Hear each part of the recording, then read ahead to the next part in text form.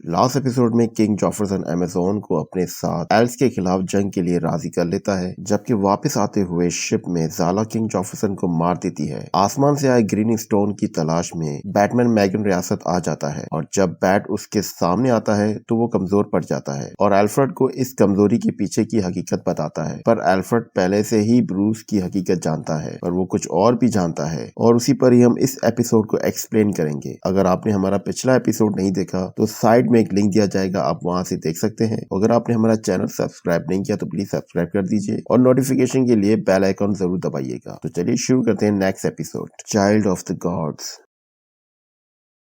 मैगन की सरजमीन पर रात हो चुकी होती है। एल्फ्रेड क्रिप्टोनियन पत्थर को एक बॉक्स में बंद कर देता है और ब्रूस की खैरियत पूछता है। ब्रूस अपने आप को कोसता है कि मैं सारी उम्र उन लोगों से लड़ता रहा अपने असूलों पर, लेकिन आज ये महसूस हो रहा है जैसे मैं भी उन कालकोठियों के शैतानों जैसा हूँ, यानी सुपर पावर, एलियन या ह्यूमन। एल्फ्रेड उसे समझाता है कि ना तो तुम कोई शैतान हो और ना ही तुम पहले आदमी हो जो इस ताकत के साथ लोगों के साथ नाइंसाफी करता हो। आप हमेशा से ही उन लोगों की हिफाजत करते आए हैं जिनसे आप बहुत प्यार करते हैं। जो वैंस फैमिली के साथ हुआ, आप ये कभी नहीं चाहते थे कि वो किसी और के साथ हो। ब्रूस कहता है कि मैं नहीं जानता कि मैं कौन हूँ, तो एल्फ्रेड कहता है कि तुम किंग थॉमस और क्वीन मार्था के बेटे हो। ब्रूस कहता है कि मैं नहीं हूँ उनका बेटा, मैं तो ये भी नहीं जानता कि मेरे बाबा थॉमस मुझसे किस तरह का रवैया रखते थे। फिर एल्फ्रेड ने वो सारा किस्सा बताया जब उसने पहली बार चलते हुए एल्फ जहाज को देखा, जब वो किसी और दुनिया से आ रहा था। जब जोरेल और लारा शिप से निकले तो उन्होंने जंगल में अपना घर बनाया और वहीं रहने लगे, लोगों की नजरों से दूर। उनके पास बहुत ताकत थी, किसी जंगली रीछ का भी शिकार आसानी से कर लेते थे।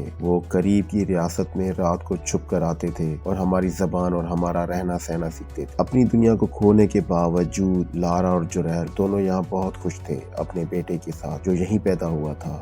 एक रात अचानक जलजला आया, यानी भूकंप। जोरेल नींद से डर कर उठ जाता है। लारा ने कहा, सब ठीक तो है जोरेल? जोरेल ने कहा, मुझे ऐसा लगा जैसे मैं क्रिप्टॉन में हूँ। लारा कहती है क्रिप्टॉन अब नहीं रहा। वो दोनों तलाश करने लगते हैं कि जलजला क्यों आया और अपनी पावर से जलजलों की लहरों का पीछा करने लगे और फिर आखिरकार उन्होंने ढूंढ लिया क्रिस्टोफ पहाड़, आतिन फिशा यानी ज्वालामुखी। लारा पहाड़ को देखकर कहने लगी, ये फटने वाला है और सबको खत्म कर देगा जो भी हमने बनाया है। जोरेल कहता है कि हम दोबारा बनाएंगे। लारा कहती है, हाँ मगर इस रियासत का क्या होगा? जोरेल कहता है, अगर हम उनके सामने आए तो हमें दूसरी जगह ढूंढनी पड़ेगी। लारा कहती है, हाँ पर अगर हम उनके सामने ना आए और उन तक पैगाम पहुंचा दे कि उनको किस तरह से बचना है। जोरेल इस पे राजी हो जाता है। इन दो बेहतरीन साइंटिस्ट ने एक प्लान बनाया जिसमें वैंस की आर्मी ने कैसे काम करना है खुद को इस तबाही से बचाने के लिए, जिसे किसी भी हालत में जल्द से जल्द शुरू करना था। प्लान में ये भी शामिल था कि खंदक किस तरह से खोदनी है लावे का रुख बदलने के लिए, और कैसे मार्क सिलवाने हैं गर्म ऐश से बचने के लिए, और किस तरह से गिरती हुई चट्टानों से बचना है। और फिर उन्होंने किंग के मुख्य सलाहकार के हाथ में वो प्लान दे दिया और आने वाले खतरे के बारे में आगाह किया और इस प्लान को बादशाह और मलका तक पहुंचाने का कहा। लेकिन जोरेल का प्लान कभी बादशाह तक पहुंचा ही नहीं। वो मुख्य सलाहकार जो अलेक्जेंडर लूथर था, उसने इस प्लान को जला दिया गुरूर में आकर। जब वोल्केनो फटने के करीब था तो सल्तनत को अंदाजा ही नहीं था कि उनके साथ क्या होने वाला था।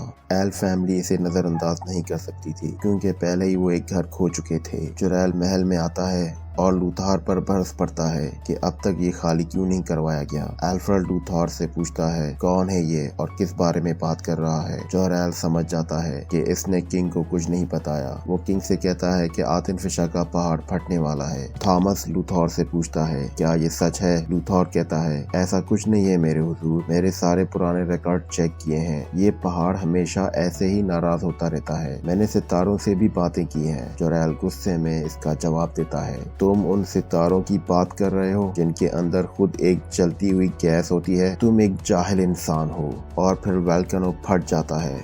जोरेल कहता है कि क्रिस्टोफ पहाड़ फट गया है, अब ये सल्तनत जल कर ही रहेगी। अचानक लारा भी वहीं पहुंच जाती है और कहती है, ऐसा नहीं होगा, हमें इन सबको बचाना होगा। जोरेल लूथर गार्ड्स को ऑर्डर करता है कि इन दोनों को पकड़ लो।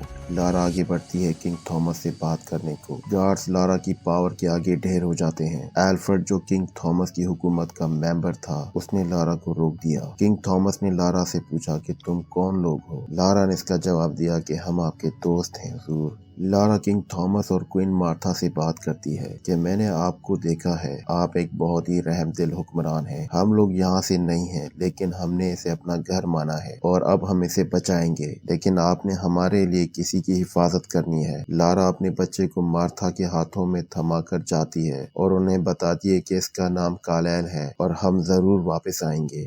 اور پھر دونوں کی پاورز دنیا کے سامنے آ گئیں۔ انہوں نے بڑے پتھر توڑ ڈالے اور ہیٹ ویژن سے ایک باڑ بنا کر لاوے کا رخ بدل دیا اور ساری ہیٹ ایش اپنے اندر نگل لی اور پھر سلطنت کو بچا لیا۔ سبھی ان سے محبت کرنے لگے۔ لوتھر وہاں سے بھاگ جاتا ہے، اسے اس کا نام اور شہرت چھین لی جاتی ہے اور اسے سلطنت سے نکال دیا جاتا ہے۔ لوتھر کو راستے میں کچھ ملتا ہے، جب وہ اسے چھوتا ہے تو ایک دھماکہ ہوتا ہے اور گرین فائر میں وہ جل جاتا ہے۔ اس دن کے بعد لوتھر کو کسی نے نہیں دیکھا۔ اب ڈی سی کی دوسری سٹوریز میں لوتھر ایک امیر اور ٹیکنالوجی انڈسٹری کا ایک ٹائکون ہوتا ہے، لیکن یہاں اس کا کریکٹر کچھ اور ہی دکھایا جاتا ہے۔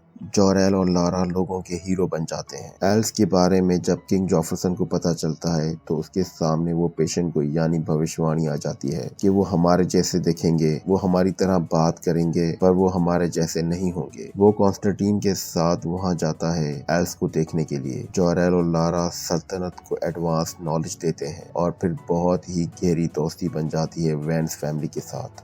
بروس اسی دوران بیچ میں بولتا ہے، یہ بس خالی دوستی نہیں تھی، اس کے علاوہ بھی کچھ اور تھا جس کا نتیجہ میں ہوں۔ ایلفرڈ کہتا ہے، وہ نادانی میں ہوا۔ جوریل بھلے ہی ایک ایلین تھا، پر اس کے اندر انسان کا دل تھا۔ جب لارا اور تھامس کو پتا چلتا ہے اس چپا چپ والی رات کا، تو وہ دونوں بہت دکھی ہوئے اور پھر آپ پیدا ہوئے۔ پھر ایلفرڈ بروس کو بتاتا ہے کہ تھامس جانتا تھا کہ آپ اس کے بیٹے نہیں ہو، پر جیسے جیسے آپ بڑے ہوتے گئے، تھامس اس ناراضگی کو بھول گیا تھا۔ وہ آپ سے کسی بھی باپ سے زیادہ محبت کرتے تھے۔ ایلفرڈ بروس کو بتاتا ہے کہ اس دن تک جب آپ ایمیزون جا رہے تھے، تھامس کے دل سے یہ بات تک نکل چکی تھی کہ آپ کسی اور کے بیٹے ہو۔ یہاں کالیل، زارا اور بروس ایک درخت پر چڑھ کر چھپ جاتے ہیں۔ جوریل انہیں ڈھونڈ لیتا ہے۔ بروس کہتا ہے کہ انہیں ہمارا کیسے پتا چلا، تو کالیل کہتا ہے کہ ان کے پاس سپر آئیز ہیں۔ پھر کالیل کہتا ہے کہ سواری تو بہت ہی سلو ہے۔ بروس کہتا ہے کہ ہر کوئی تمہاری طرح اڑ نہیں سکتا۔ پھر ایلفرڈ بروس کو یہ بتاتا ہے کہ جب ہم نے بگی چلائی تو ہم نے اسے نہیں دیکھا۔